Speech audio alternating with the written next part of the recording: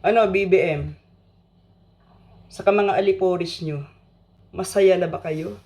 Matapos nyong maipakulong ang isa sa pinakamalakas na pilar ng oposisyon, si Marcoleta. Magsaya kayo ngayon. Magsaya kayo ngayon. Kasi malapit nang sumiklab ang galit ng taong bayan. Kita nyo yung nangyari sa Canada. First time nangyari yun. Pinagmumura, harap-harapan. Si Claire Castro. Ha? Grabe na kasing ginagawa niyong kabulastugan sa bayan natin. Kababuyan sa ating hustisya. Kababuyan sa ating saligang batas. Wala na ba kayong mga konsyensya? Nang dahil lang sa pera sa maleta, binaboy niyo mismo yung sarili niyo. Yung pagkatao niyo. Kala niyo hindi makakalimutan ng bayan yan? Sa kasaysayan ng Pilipinas, malalagay yan lahat ng pinaggagawa nyo. Mga hudas kayong lahat. Binili mo ang mga ibang senador, nabili mo karamihan ang mga kongresista na mga buwaya. Tinakot nyo para magsahudas ang ibang senador. Ang justice system natin siguro meron ng mangilan-ngilan. Nabili na rin kaya tahimik sa ibang issue.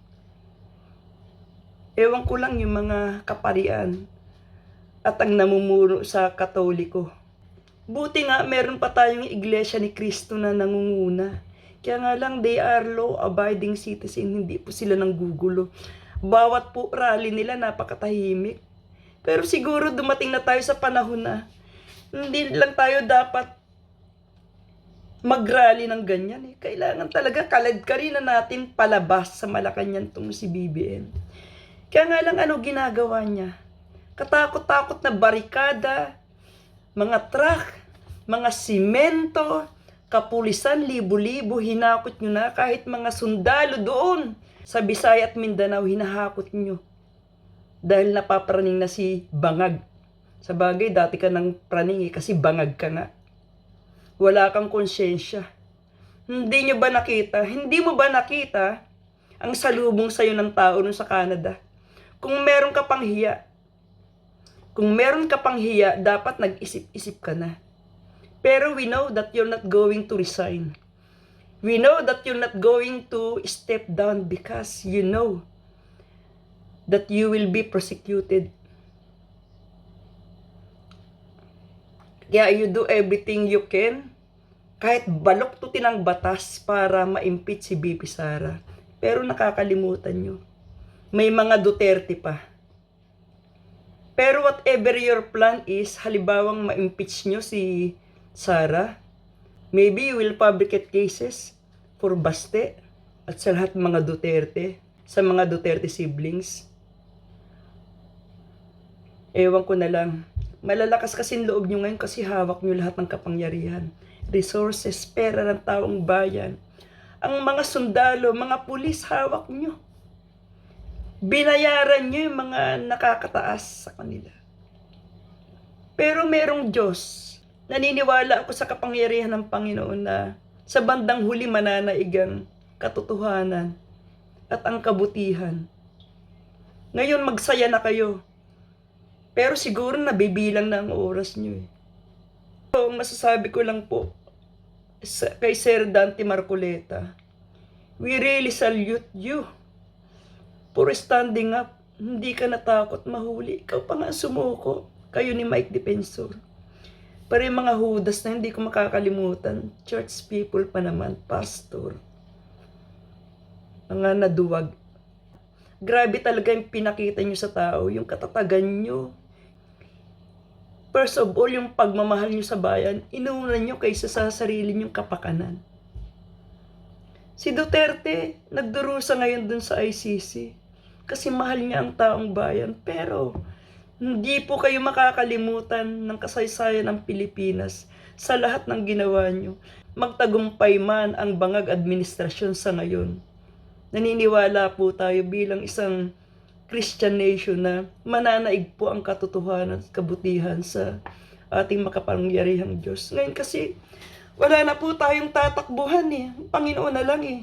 Hawak na nga nila, hawak nila lahat, pera, kapangyarihan.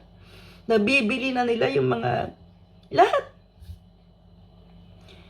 Pati yung mga ibang vlogger na sikat noon, ngayon wala na, deciding on them. Kasi nga naman dahil sa pera, wala na pong prinsipyo. Mga ganitong tao. Alam nyo yung mga taong nagmamahal talaga sa bayan, they are willing to even their life, even their freedom na isuko nila. Pero ang Diyos po ang magbabalik sa kanilang lahat niyan.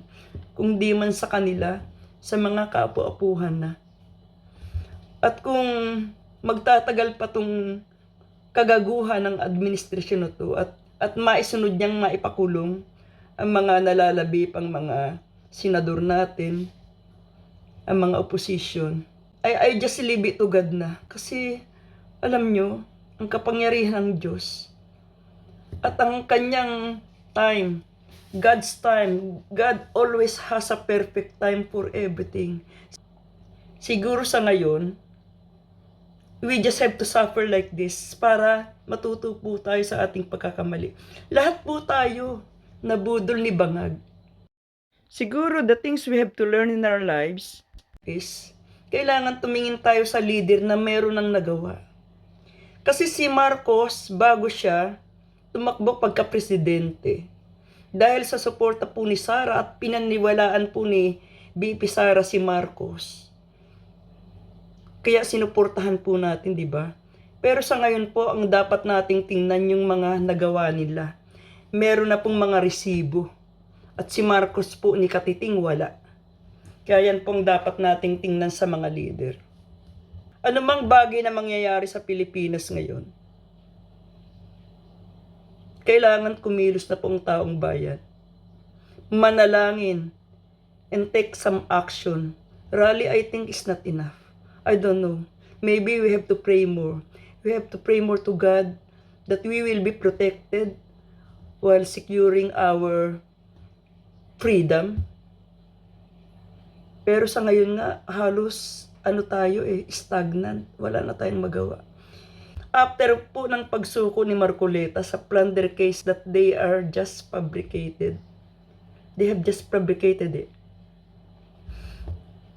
Tsak po, sunod-sunod na. Iisa-isahin na si Bongo, si Robin Padilla. Siguro heto na talaga yung panahon na hindi lang po tayo dapat sumigaw sa social media. Nakita ko po yung physical presence sa mga rally. Pero mga ka-DDS, hanggang dito lang po muna. Subaybayan po natin ang mga nangyayari, mga kaganapan pa na mangyayari sa political arena.